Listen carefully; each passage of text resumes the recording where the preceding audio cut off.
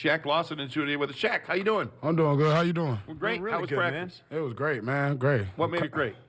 Because we was indoor, not outside in the snow. So that was kind of great. So what do you think? You've seen it outside, right? It's snowing. Do you think that's pretty, or is that bumming you out? Nah, it's pretty. It's pretty. It's just the wind. It ain't really cold with the snow. It just really be the wind. So Yeah.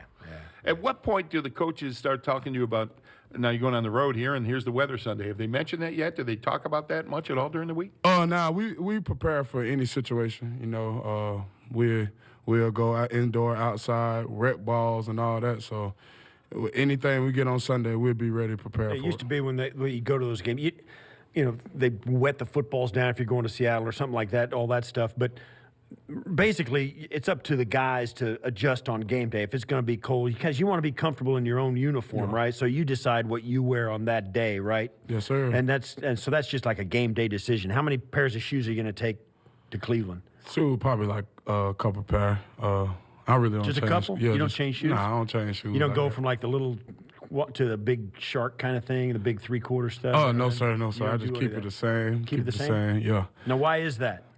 Cause I always played in those, and it depends on what kind of grass they got though. I usually go warm up and try to feel out first, and see if I need to change my cleats. Then that's when I change it. But other than that, I will not change. Cleveland's natural surface too, right? Yep. So you got to kind of, that's an extra. Does that change anything for you? No, I don't. It don't at all.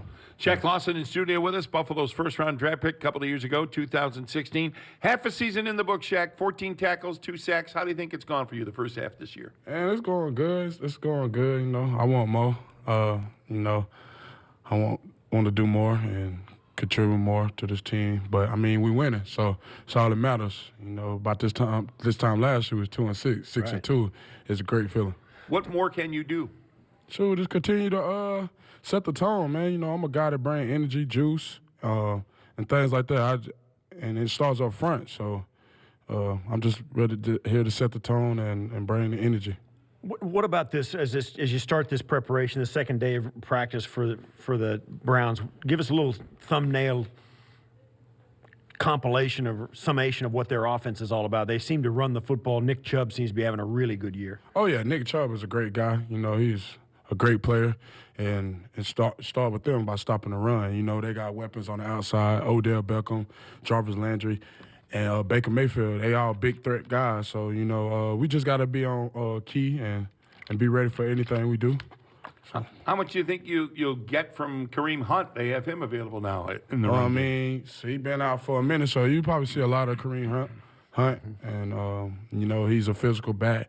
Remember playing him when he was in Kansas City, so I mean, he's a great back. You know what type of guy we're gonna see against him. Yeah, does it give you an issue if they decide to throw both those guys on the field?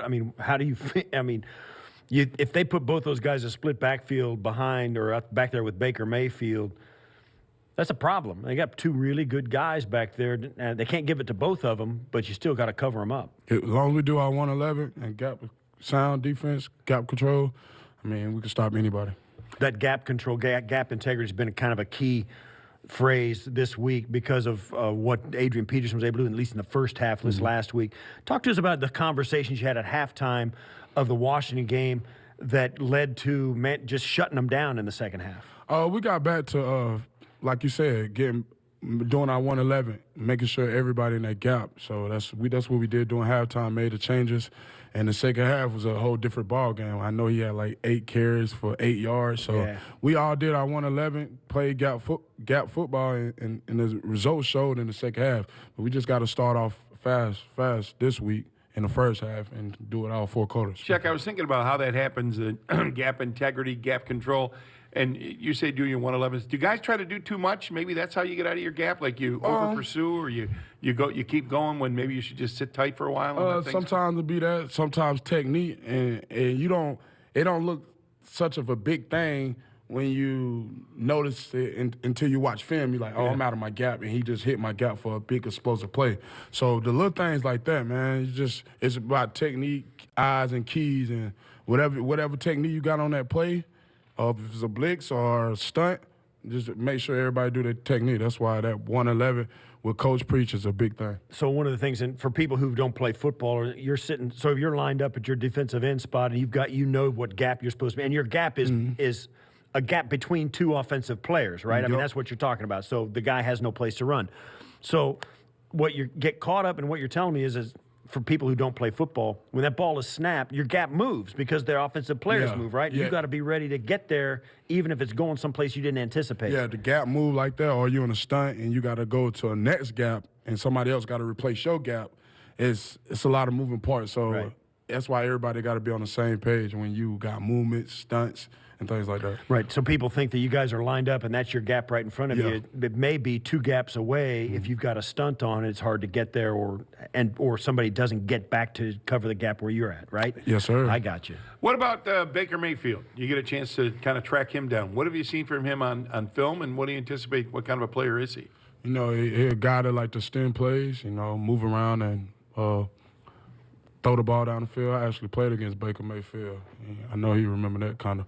But How'd you do? I did good before I got Clemson? hurt. Yeah, it was the first playoff game my last year. I did all right before I got hurt, but I always talk to him about that game because when I see him, I bring that up. But man, he's a big play guy, man. You know, he's a #1 overall pick for a reason. Heisman Trophy winner for a reason now. You know what he can do with his arm and his legs to keep plays alive. So we just got to rattle as a group and tackle all 11 guys. Hey, Shaq, you hit the road now. You played 3 straight at home. And as you know now, in your 4th year, the season is made up of home and road wins. And this team's been good on the road so far, 3-0 on the road. Is there any sense at all, I'm sure you probably prefer to be home, but any sense like, yeah, let's go on the road. Let's get that whole routine going back again? Because you're playing, 5 of the last games for this team are on the road now. Oh, it don't really matter, man. We just treat one game at a time, like home or away. You can see Tennessee game, it feel like a home game to us because we had all our fans. So, man, you know, we got a great fan base. So wherever we travel, we know the fans going to come. It's going to feel like a home game to us. So, I mean, we just take one game at a time and treat each game like a one-game season. What's unique about this game? Nothing really, you know. It's like the game is a man whoop a man up front. That's what it started with us up front and executing and getting a W on Sunday. Yeah. You know who you just sounded like when you said that? Lorenzo. He says that all the time. For real? Yeah. I think we get a little carryover from Coach. Sound like Does Coach he say that too? You can't treat it's right. You can't treat the games differently because then one game becomes less important than another, and they're really all important, right? I mean, that's the mentality. Yes, sir. Hey, Shaq, new player up front in your group, Corey Leggett.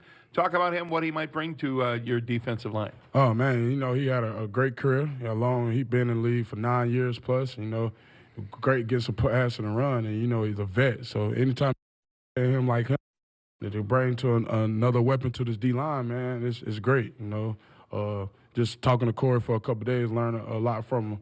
You know, he's just going to help this defense out big inside. It's pretty evident that you guys need numbers along the defensive line. You guys you're probably playing 40% of the defensive snaps, which is high, right? But there's a serious, healthy rotation up front there. Oh, yes, sir. You know, that's a national football or football period with defensive line. You got to have guys that are fresh to come in and be ready to go at any time.